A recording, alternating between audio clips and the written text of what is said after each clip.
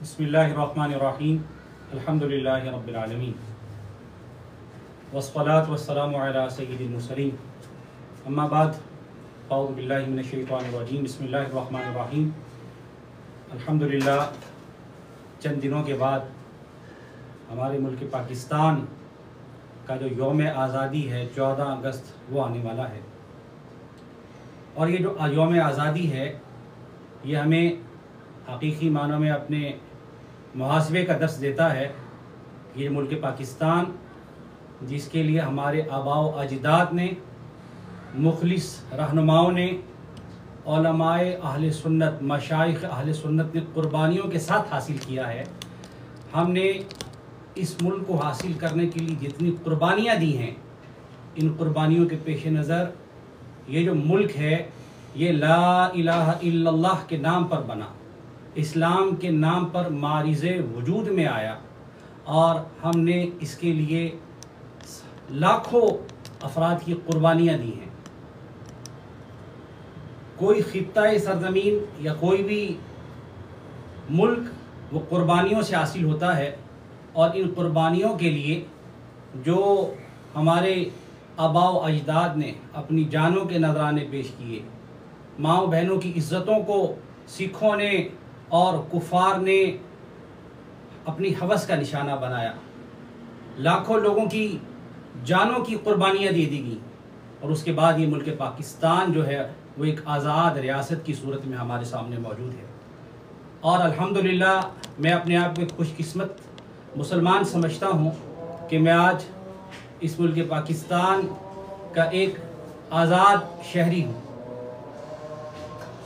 لیکن ہم نے اپنے رب سے جو اس ملک کو حاصل کرنے کے لیے وعدہ کیا تھا کہ ہم اس میں اسلام کا نفاذ کریں گے، اور اسلام کے نام پر یہ جو ملک بنا، لیکن بدقسمتی ہے آج کہ ان 77 سالوں کے بعد بھی ہم اس ملک میں اسلام کا نفاذ نہ کر سکیں. آج بھی اس میں الحادیت اور لاقانونیت اور ایسے امور سر انجام دیے جا رہے ہیں جس سے ہمارے ملک کے لیے کئی طرح کے خطرات ہمیں نظر آ رہے ہیں. اللہ تبارک و تعالی ہمارے ملک پاکستان کو قائم و دائم رکھے، اور انشاءاللہ عز و جل یہ قیامت تک قائم و دائم رہے گا. لیکن اگر غور کیا جائے کہ ہم نے اپنے رب سے جو وعدہ کیا تھا اس ملک کو آزاد کروانے کے حوالے سے کہ ہم اسلام کے نام پر ہم نے اس ملک کو بنایا، اور ہمارا ایک نعرہ تھا کہ بٹ کے رہے گا ہندوستان، بن کے رہے گا پاکستان. پاکستان کا مطلب کیا؟ لا الہ الا اللہ. دستور ریاست کیا ہوگا؟ محمد الرسول اللہ. لیکن بدقسمتی ہے کہ ہم آج اپنے اس ملک پاکستان میں ان 77 سالوں میں بھی حقیقی معنوں میں جو ایک اسلام کی جو تعلیمات تھیں، اسلام کا جو قرآن اور حدیث جو ہمارا ایک منشور ہے، جس کے بارے میں ہمارا آئین آج بھی ہمیں قرآن اور حدیث کا ہی یہ درس دیتا ہے کہ ہمارا آئین بھی قرآن اور حدیث کے دائرے پر کھڑا ہے. لیکن آج ہمارے ملک میں جو معمولات ہیں وہ ہمارے سامنے ہیں، اور اس کی جو وجوہات ہیں وہ یہی نظر آتی ہیں کہ ہم نے اپنے رب سے کیے ہوئے وعدے کو ایفا نہیں کیا. اللہ تبارک و تعالی ہمیں اپنے ملک اور قوم کے لیے جو ہے وہ اس کے لیے جہاں جو ہماری قوم کے اندر بیسیکلی صلاحیتوں کی کمی نہیں ہے. 1965 کی جنگ ہوئی، 1948 کے اندر جنگ ہوئی، اور ایک آزادی حاصل کرنے والا ایک نیا ملک جس کے پاس اسلحے یا فوج کی اتنی بڑی مقدار بھی موجود نہیں ہے، اس نے اس وقت بھی اتنی بڑے ملک سے، اتنی پاورفل ملک سے جو اس وقت جو ہندوستان بن چکا تھا اس سے ٹکر لی. اور ہم نے اس کے لیے بہت ساری قربانیاں دی ہیں. 1971 کی جنگ ہمارا ایک مشرقی پاکستان ہم سے الگ ہو گیا. تو ہمیں اپنے ملک کے لیے جو ہے وہ اس کے نام کو روشن کرنے کے لیے جو ہم سے ہو سکا ہمیں کرنا چاہیے، آگے بڑھنا چاہیے. اس ملک نے ہمیں بہت کچھ دیا ہے. اللہ تبارک و تعالی ہمارے ملک کو قائم و دائم رکھے. آقا کریم صلی اللہ علیہ وسلم کی محبتوں سے سرشار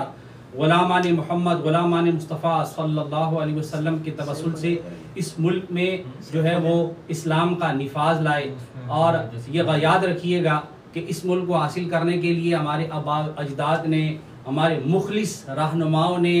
اور علماء اہل سنت اور مشائخ اہل سنت نے جس طرح قربانیاں دی ہیں اس کو ہمیشہ اپنی نئی نسل کو برابر کروانا چاہیے کہ اس ملک کو حاصل کرنے کے لیے کس طرح ہمارے بڑوں نے، ہمارے آباء و اجداد نے کس طرح کی قربانیاں دی ہیں۔ بدقسمتی ہے کہ آج ہمارے معاشرے کا ایک جو بہت بڑا طبقہ ہے، نوجوان طبقہ ہے، اسے ان حقیقی قربانیوں کے بارے میں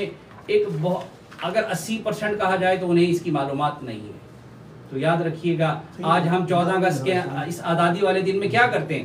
باجے بجاتے ہیں اور اس کے بعد جو ہے وہ اس طرح کے شوز کرتے ہیں، ڈانس اور میوزیکل شوز منعقد کیے جاتے ہیں۔ حالانکہ ہونا تو یہ چاہیے تھا کہ ہم اس دن جو ہے وہ نعت خوانی، تلاوت قرآن، اپنے بزرگوں کے اصالِ ثواب کے لیے جو ہے قرآن خوانی کر کے ان کے لیے اصالِ ثواب کے مواقع ان کو فراہم کرتے، نہ کہ ہم اس آزادی والے جو دن کو جو ہے وہ گناہوں کی نظر کر کے جو ہے وہ اپنے آپ کو اس وقت شرمندہ کرتے ہیں کہ ہم اپنے بزرگوں کی محنتوں کے ساتھ ہم کیا پھل لا رہے ہیں، ان کو کیا پھل دیا ہم نے۔ تو یاد رکھیے گا، اصل جو ہے وہ ان آباء و اجداد کی قربانی کا جو ثمر ہے وہ ہم دعاؤں کے ساتھ حقیقی معنوں میں، اگرچہ آج بھی ہم اس بات کی اپنے رب کی بارگاہ میں تمنا کرتے ہیں کہ ہمارے ملک میں صلاحیتوں کی کمی نہیں، لیکن آج بھی ہم ایک مخلص رہنما کی تلاش کے اندر ہیں جو اس ملک کو دوبارہ کھڑا کر سکے، اور اس ملک کے اندر جو آج کے دور میں جو بدامنی پھیل چکی ہے، ناانصافی پھیل چکی ہے، لاقانونیت پھیل چکی ہے، اس کے لیے اس کو ختم کر کے نئے سرے سے جو حقیقی معنوں میں سید عمر فاروق اعظم رضی اللہ تعالیٰ عنہ خلفۂ راشدین کے دور کو تازہ کر دے، جس میں ایک مسلمان کی عزت، اس کی جان، اس کا مال، ہر چیز محفوظ رہے۔ اللہ تبارک و تعالیٰ کی بارگاہ میں دعا ہے کہ اللہ کریم ہم سب کو، ہمارے ملک پاکستان کو ہمیشہ شاد و باد رکھے، اس کے بسنے والوں کو شاد و باد رکھے، مخلص حکمران اللہ ہم سب کو عطا فرمائے، اور نظام مصطفیٰ صلی اللہ علیہ وسلم کا پیام ہمارے ملک پر نافذ فرمائے۔ وما علینا الا البلاغ المبین۔